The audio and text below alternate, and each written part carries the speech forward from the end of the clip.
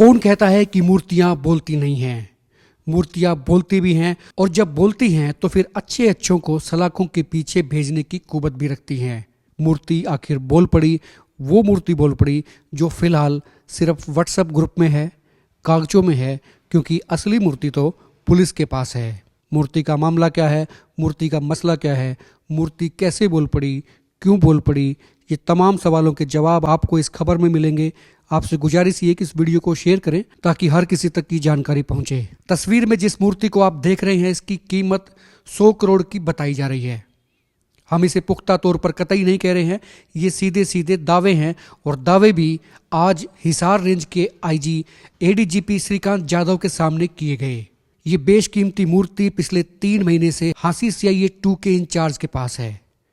वो इस मूर्ति का क्या कर रहे हैं ये तो वही बताएंगे, लेकिन अब ये मामला हिसार रेंज के आईजी श्रीकांत यादव के दरबार में पहुंच चुका है। आज आम आदमी पार्टी के प्रवक्ता मनोज राठी उस शख्स को लेकर आईजी के समक्ष पेश हुए जिसने ये दावा किया कि ये मूर्ति उसकी है, उसको पीटा गया। पीटने वाले कोई और नहीं बल्कि आरोप सीधे सीधे हांसी सीआईए 2 पर लगे हैं। पूरी कहानी भी बताई गई, और कहानी जबानी नहीं, लिखकर आईजी साहब को दी गई है। फिर क्या था, आईजी साहब ने भी तुरंत सीआईए 2 को फ़ोन लगाया और उनसे पूछा कि वो मूर्ति कहाँ है। सामने से जवाब आया, मूर्ति उनके पास है। अब उन्हें कहा गया है कि मूर्ति लेके आईजी ऑफिस में पेश हो जाएं। हालांकि अब नए सिरे से तफ्तीश शुरू होगी, लेकिन इस मामले की तह में जाएं तो ये मामला 3 महीने पुराना है, और इससे पहले एक बार शिकायत हिसार के तत्कालीन आईजी को दी जा चुकी है। लेकिन उस वक्त आईजी साहब ने ये शिकायत हांसी पुलिस को रेफर की थी। लेकिन जब ये शिकायत हांसी पुलिस को रेफर हुई तो फिर उसके बाद क्या हुआ ये तो हांसी पुलिस बताएगी। लेकिन आज आईजी को जो शिकायत दी गई है उसमें ये आरोप बकायदा लिखकर कहे गए हैं कि हांसी पुलिस साजबाज हो गई थी और उसकी दरखास्त पर कोई कार्रवाई नहीं हुई। उसको बकायदा एलानिया धमकी दी जा रही है कि अगर दोबारा यहाँ पर आए तो तुम्हें मार मार कर बुरा हाल कर दिया जाएगा। आपको पूरा मामला तफसील से बताते हैं। दरअसल यूपी के जिला शाहजहांपुर के रहने वाले बबलू ने आज हिसार रेंज के आईजी श्रीकांत यादव को एक शिकायत दी। उसमें उन्होंने कहा कि वो दिसंबर में अपने घर गया था, अपने गांव गया था, और वहां उसके दोस्त बाबा रामदास से मिला, जिसने उसे एक मूर्ति के बारे में बताया जिसकी वो पूजा भी करता था, और उसने ये बताया था कि ये मूर्ति उसे खुदाई में मिली थी। उसे देखने में लगा कि ये मूर्ति किसी धातु की है। उसे वो चेक कराने के लिए हिसार लेकर आया। बताया जा रहा है कि हिसार में शिव ज्वेलर्स पर काम करने वाले विवेक पाटिल से उसकी मुलाकात हुई। मूर्ति उसने उसको दिखाई और उसके बाद में उसकी टेस्टिंग भी करवाई गई। उसे कहा गया कि मूर्ति की जांच करने पर पता चला है कि इसमें 79% सोना है। उसे होटल में रखा गया। 12 जनवरी की शाम को जब वो वापस हांसी आया तो विवेक के साथ कुछ लोगों ने उसे बस अड्डे से मिलकर उठा लिया और सीधे सीआईए 2 में ले गए। वहां कहा जा रहा है कि बबलू के साथ में मारपीट हुई, मूर्ति उससे छीन ली गई, और अगले दिन शाम को विवेक ने सीआईए 2 में आकर उससे कहा कि तुम्हें 14 लाख रुपए सीआईए 2 को देकर छुड़वाया गया है। इतना ही नहीं, उसे ये भी कहा गया कि भी 18 लाख रुपए और देने बाकी हैं। इतना ही नहीं, आज बबलू ने आईजी को दी शिकायत में यहां तक कह दिया कि हांसी सीआईए 2 के इंचार्ज नितिन कुमार ने उन्हें बकायदा एलानिया धमकी भी दी, और धमकी ये दी कि यहाँ से भाग जाओ, अगर दोबारा यहाँ पर आए तो तुम्हें अंदर कर देंगे। आरोपों में कितनी सच्चाई है ये आईजी की तफ्तीश के बाद पता लगेगा। लेकिन मूर्ति का मामला हिसार में एक बार फिर से गर्मा गया है, और इसलिए भी गर्मा गया है क्योंकि मूर्ति बेशकीमती बताई जा रही है। हालांकि इसका कोई टैग प्राइस नहीं है, इस पे प्राइस का कोई टैग नहीं है, लेकिन कहा यह जा रहा है कि मूर्ति 100 करोड़ की भी हो सकती है।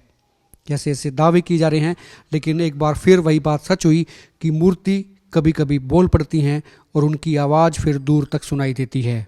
आइए आपको सुनाते हैं मनोज राठी क्या कह रहे हैं। ये मामला आज 100 करोड़ की एक मूर्ति का है। बहुत भिक्षु की मूर्ति है ये मैं आपको दिखाना चाहूँगा। आप इसको देख सकते हो। ये मूर्ति है, और ये भाई बिहार से है, यूपी से। कई महीने पहले ये मूर्ति लेके आया था यहाँ, एक ज्वेलर्स को उसने दिखाई तो उसने 79% गोल्ड बताया कि 79% इसमें गोल्ड है, और ये करोड़ों की मूर्ति है, और हम आपको इसके पैसे दे देंगे। 28,000 रुपये इनको दिए और इनको घर भेज दिया, घर जाओ आप, बाकी पैसे आपको देंगे। रास्ते में उसने सीआईए से सेटिंग करके इनको सीआईए में पकड़वा दिया। सीआईए हांसी ने वो मूर्ति अपने पास रख ली, इनको जूत जात मार के भगा दिया। ये 2 महीने पुराना मामला है। इस मूर्ति को खुर्द बुर्द करने के चक्कर में कई बीजेपी के नेताओं के नाम भी सामने आने लग रहे हैं। हमने सूचना मिली है कि इस खेल में बड़े बड़े लोग शामिल हैं, कुछ अधिकारी भी शामिल हैं, कुछ ज्वेलर्स भी शामिल है, कुछ नेता भी शामिल है।